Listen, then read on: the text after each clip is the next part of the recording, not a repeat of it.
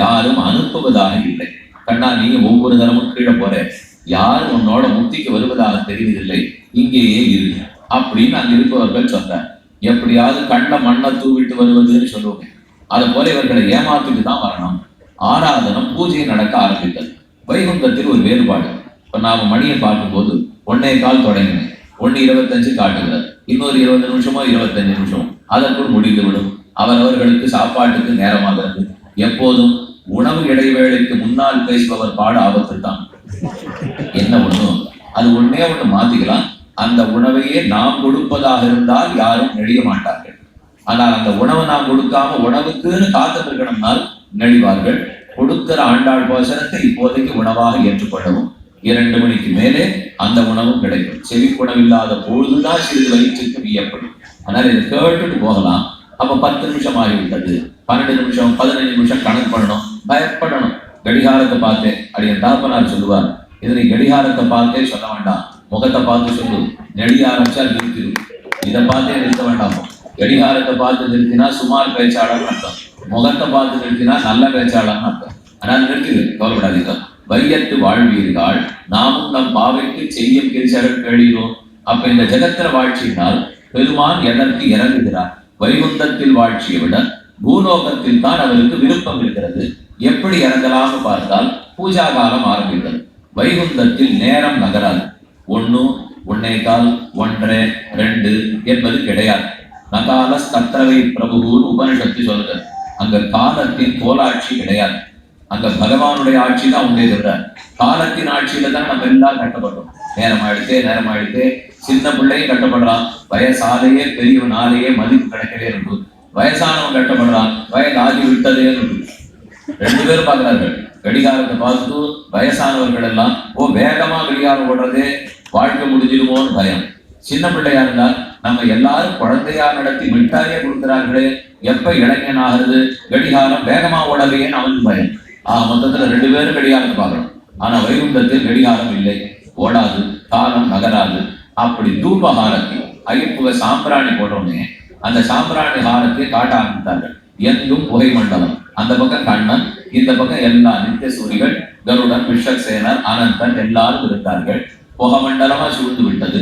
அப்ப கண்ணன் பார்த்தார், நாம அவர்கள் கண்ணுக்கு படல, இதுதான் சரியான நேரம், இப்ப கீழே இறங்கிடுவோம் என்று சொல்லி வைகுந்தத்திலே விருதுன்னு பூலோகத்துக்கு வந்தார். ஆனகாத்தோர் ஆனகொன்ன அன்னியாய பிள்ளையாய் ஆனமேத்தி ஆன உண்டி அன்னு குன்ன முந்தினால் ஆனகாத்து மையரிக்க மாதரா திறத்து முன் ஆனையன்னு சென்னடத்த மாயம் என்ன மாயம் என்று எல்லா சேர்ப்பித விளையாட்டுகளையும் முடித்தார். முடித்தது மொத்தம் இருந்தது 125 ஆண்டுகள். திரும்ப வைகுந்தத்துக்கு போய்விட்டார். போய் மறுபடியும் தன் சிங்காதனத்தில் அமர, அப்போதும் அதே சாம்பிராணி போய் காட்டிக் கொண்டிருந்தாங்களாம். இப்படி 125 வருஷம் ஓடித்தேனால் நம்ம ஊருக்கு தானே 125 ஆள் ஓடிது. அங்க ஒண்ணு காலம் நகரப்போவதே இல்லையே. அதனால அதே நடந்து கொண்டிருந்தது. வந்த வேகத்தில் என்ன செய்வதற்கு வந்தார்? பொதுவா நீங்க கண்ணன் பிறப்புக்கு பயன் என்ன கேட்டால் இந்த கீதா ஸ்லோகத்தை எல்லாரும் சொல்லுவார்கள். பரித்ராணாய சாதுனாம் விநாசாய துஷ்கிருதாம் தர்ம சம்ஸ்தாபனார்த்தாய சம்பவாமி யுகே யுகே. நல்லார்களை காக்க, தீயார்களை அழிக்க, தர்மத்தை நிலைநாட்ட இதற்காக பிறக்கிறேன். ஆனா ஆழ்வார் இந்த பாட்டை அந்த 3ஐயுமே ஒத்துக்கொள்ளவில்லை. அவர் வேற ஒண்ணு சொல்றார், நப்பின்னையே கல்யாணம் பண்ணி கொள்ள. இது 1. 2 திருடி வெண்ணெய் உண்ண. 2 இந்த 2 தான் பயன்கிறார். கீதையானா உயர்ந்த பயன்களை சொன்னார், ஆழ்வாரானா சின்ன பயன்களை சொன்னாரேனால் நம் அபிப்பிராயப்படி சிறு பயன்கள். ஆனா அந்த ஆழ்வார் கருத்துப்படி ரொம்ப பெரிய பயன்.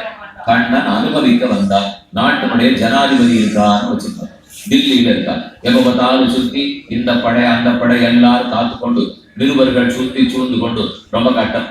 10 நாள் இந்த பக்கமே இருக்கிறது இல்லை. நம்ம பிறந்த ஊருக்கு போவோம், நண்பர்களோட பச்சை குதிரை தாண்டுவோம், என்ன விளையாட்டும் விளையாடுவோம். அப்படியே திரும்ப ஊருக்கு போயிட்டான். அங்க போற சமயத்துக்கு சின்ன வயசுல என்னென்னலாம் பண்ணி விளையாடிப்பாரோ அந்த சின்ன சின்ன செயல்கள் செய்வதில்தான் அவருக்கு ஆசை இருக்கும். அந்த சமயம் தில்லியில இருந்து யாராவது நிருபர் வந்து அங்க நடக்கிறத பத்தி ஒரு பேட்டி பதில் கொடுத்தான்னு கேட்கட்டும். அப்ப தெரியும் அவர் பாடு என்ன ஆகுதுன்னு. மொத்தத்தையும் மறக்கணுங்கிறதுக்காக கீழே வந்திருக்கேன். யாராவது பழச ஞாபகப்படுத்தலாமா? அதை போல இப்ப கீழே வைகுந்தத்திலிருந்து கண்ணனா வந்து நம்ம பாட்டுக்கு விளையாடுவோம், வெண்ணெய் சாப்பிடுவோம், திருடுவோம், பொய் சொல்லுவோம், சின்ன பிள்ளைக்கு தகுந்த மாதிரி இருப்போம்னு வந்தால் நீ சாதுக்களை ரட்சிக்க வந்தியாமே, துஷ்டர்கள் அழிக்க வந்தியாமே, தர்மத்தை நிலைநாட்ட வந்தியாமென்னால் யாருக்கும் பிடிக்க போறது இல்லை. அதனாலதான் கண்ணன் உள்ளபடி ஆழ்வார் பாடுறாரு. அவன் மனசுல என்ன இருக்குன்னு பாருங்க. அவனுக்கு கல்யாணம் நப்பின்னே பண்ணிட்டாகணும், அவருக்கு வெண்ட திருடி சாப்பிட்டாகணும். அப்ப ஒண்ணு தெரிந்தது, ஆண்டாள் கூறுவது வையத்திர வாழ்ச்சி இருக்கவே தானே வானாட்டை துறந்து கண்ணனே வையத்துக்கு வந்திருக்கிறார். அப்ப நாம் எதுக்கு வானாட்டுக்கு போகணும்? அவரே இங்க வந்திருக்கும் போது நாம் அங்க போகவும் தேவையில்லை. இது முதல் கருத்து. இரண்டாவது, வானாட்டில் இருக்கிற மத்த பேர் கருடன், ஆதிசேஷன் முக்கியமானவர்கள். அவர்கள் இருவரும் கண்ணன் பிறந்திருக்கும் போது பூலோகத்துக்கு வந்தார்கள். கண்ணன் பிறந்து அன்று இரவு பொழுதே வசுதேவர் தலையில் தூக்கி போகிறார்.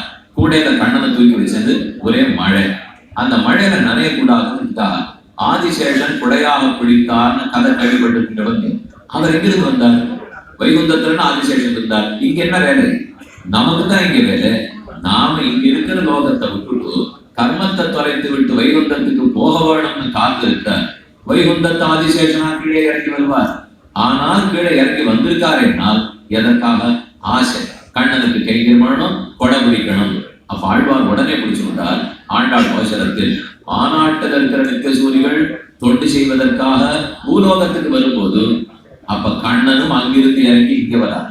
கண்ணனை தொடர்ந்து நித்திய சூரிகளும் அங்கிருந்து இறங்கி இங்க வருகிறார்கள். அப்படி இருக்கிறச்சு நாம எதுக்கு இங்கேருந்து புறப்பட்டாங்க போக வேண்டும்? படையே திரண்டு வைகுண்டத்திலே பூலோகத்துக்கு வருகிறதாம். அப்ப நாம இங்கேருந்து போக வேண்டியது இல்லை. இன்னொரு சின்ன கதை சொல்றேன். இங்கிருந்து கண்ணன் வடிவத்தோடய வைகுண்டத்துக்கு திரும்பி போயிருந்தாங்க. திரும்பி போனது கடைசியில 125 ஆண்டுகள் கழித்து போனதை நான் சொல்லலை. நடுவுலயே ஒரு தினம் போயிட்டு வந்துட்டான். கண்ணனுக்கு ரொம்ப நாளா ஒரு தெரிஞ்சவன், நல்ல வேதம் வாசித்தவன், வேத விற்பனன். அவருக்கு முதல் குழந்தை பிறக்கிறது. பிறந்த உடனே 5 நாள்ல காணும். 2வது குழந்தை பிறந்தது, 4 வருஷம் கழிச்சு பிறந்தது, 5 நாள்ல காணும். 3வது குழந்தை பிறந்தது, 5 நாள்ல காணும். எந்த குழந்தை பிறந்தாலும் 5வது நாள் காணாம போகிறது. எங்க போறதுன்னு தெரியல.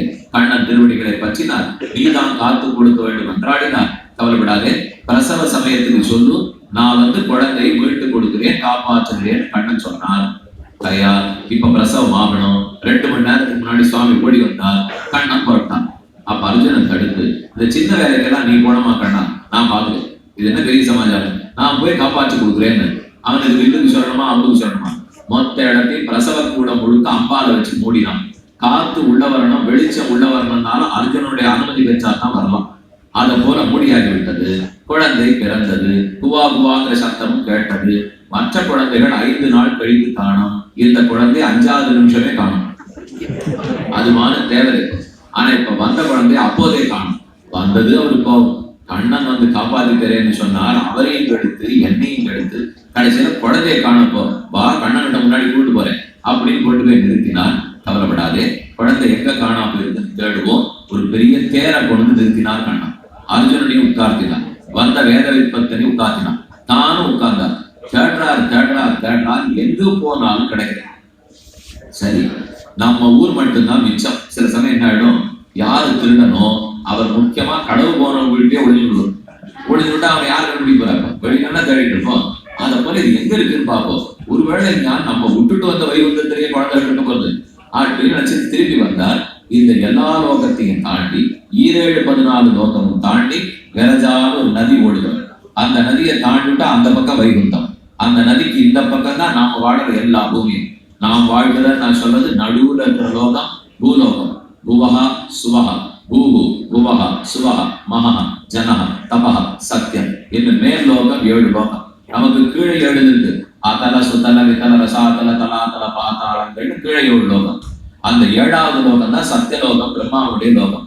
அதையும் தாண்டி ரொம்ப தூரம் போகணும். அம்மாழ்வார் பாசுரத்தில் சொல்றார், சூழ்ந்து அகந்து ஆழ்ந்து உயர்ந்த முடிவில் பெரும் பாழ். எத்தனை பரிணாமம் வர்றதுக்கு. இப்போ சாதாரணமா இந்த திரைப்படம்லாம் காட்டும் போது இப்ப 2ல பார்க்கணும். முப்பரிமாணத்தில் காமிச்சாலே ஒரு கண்ணாடி கொடுப்பா. கண்ணாடி கொடுத்து பார்த்தோம்னா ஒரு குத்து விட்டா நம்ம முகத்தை குத்து விட்டுறா போறது. இது 3க்கே இந்த பாடு. ஆழ்வார் எத்தனை சொல்றார்? சூழ்ந்து அகந்து ஆழ்ந்து உயர்ந்த முடிவில் பெரும் பாழ். 6 பக்கம் காட்டுறாரு. அப்ப 6 பக்கம்னா எவ்வளவு பெருசா எதை பார்த்துருப்பாரோ அந்த பகவான் அப்படி காட்டியிருக்கார். அவ்வளவு தூரம் மேல போய் விரஜா நதியை தாண்டி போய் தேர் நின்று கட்டப்பட்டு இவ்வளவு தூரம் தேரை ஓட்டி கொண்டு போய், அர்ஜுனா இங்கேயே நின்று, நீ வைகுந்தத்துக்குள்ள வர முடியாது, இங்க ஒரு வேளை குழந்தை இருக்கான்னு நான் பார்த்துட்டு வரேன், அப்படின்னு கண்ணன் தன் திருமேனியோட வைகுந்தத்துக்குள்ள போகிறார். மகாலட்சுமி ஆதிசேஷன் மடியில் இருந்தாள். பீட்டத்தில் எழுந்தொழிந்தால் அவ மடியிலே 4 குழந்தைகளும் விளையாடி கொண்டிருந்தாங்க. பார்த்த கண்ணனுக்கு ஆச்சரியம். நீ தேவரீர் கூடவா இப்படி பண்ணுவீர்? நீர் எல்லாருக்கும் குழந்தைய அருள்பவர் தான் நான் நினைச்சிருக்கேன், திருடுபவர் நான் நினைச்சதே இல்லையே. எதற்காக தூக்கி கொண்டு வந்தீர்னா? ஒண்ணும் இல்லை, குழந்தைய ஜாகிரதையா திருப்பி கொடுக்க போறேன், அதெல்லாம் ஒரு குறையும் இல்லை.